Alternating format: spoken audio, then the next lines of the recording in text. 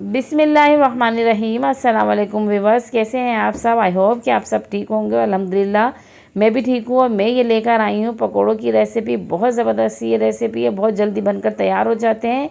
ना हमने इसको फेंटने की ज़रूरत पड़ती है और ना ही इसको रखने की ज़रूरत पड़ती है। बस क्विक से जल्दी से हमने इसको मेथड इसका तैयार किया और हमने इसको फ्राई कर लिया। बहुत ज़बरदस्त ये बनते हैं, बहुत टेस्टी होते हैं। तो जिन दोस्तों ने मेरे चैनल को सब्सक्राइब नहीं किया है, जल्दी से वो मेरे चैनल को सब्सक्राइब कर दें। जिन्होंने सब्सक्राइब किया है जल्दी से वो मेरे वीडियो को लाइक कर दें।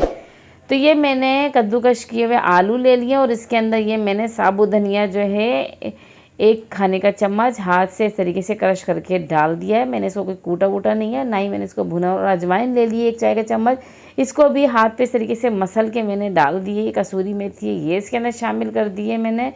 बहुत अच्छा फ्लेवर देते हैं ये सारी चीज़ें। कुटी हुई लाल मिर्च इसके अंदर अपने टेस्ट के हिसाब से आप शामिल कर दें।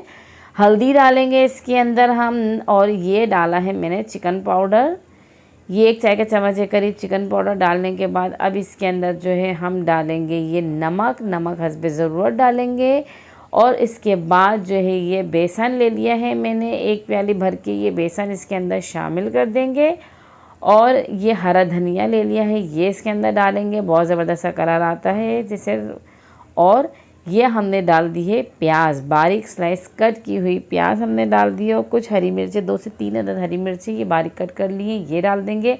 अच्छी तरीके से इसको इसके साथ मसल के इसका मसाला जो है ये सारा इसको मिक्स करेंगे ताकि बहुत ज़बरदस्त सा बन जाए। ये हमारा ये जो देख सकते हैं आप बेसन का जो हमारा ये मिक्सचर है बहुत अच्छा सा बनकर तैयार हो। थोड़ा थोड़ा सा पानी इसके अंदर डालेंगे, हमें पानी की जितनी ज़रूरत होगी, ज़्यादा पानी नहीं डालेंगे वरना बहुत ज़्यादा पतला हो जाएगा तो फ्राई करने में परेशानी होगी। तो अच्छी तरीके से इसको हमने मिक्स किया, बिना सोडे के हम इसको फ्राई करेंगे और बहुत ही जल्दी और बहुत ही अच्छे ये बनकर तैयार हो जाएंगे। इसको हमने कवर करके रखा जब तक हमारा तेल गर्म हो जाए। तो तेल हमारा गर्म हो गया है और अब हम जो है इसको फ्राई कर लेंगे।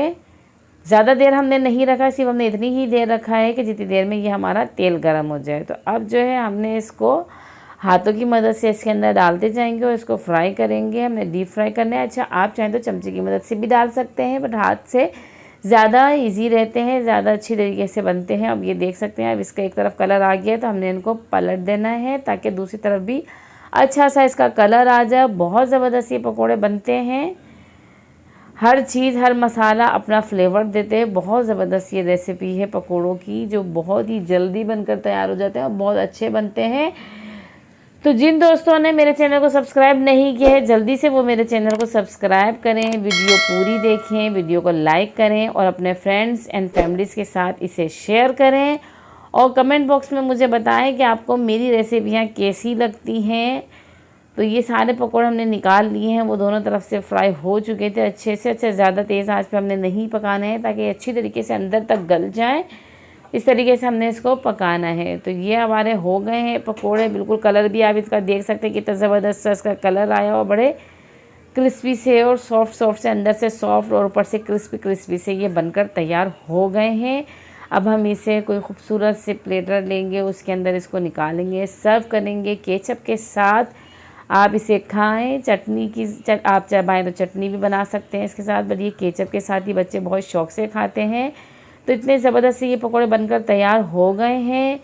तो आप इन्हें घर में ज़रूर ट्राई करें और मुझे दीजिए नेक्स्ट वीडियो तक इजाज़त। ओके, अल्लाह हाफिज़।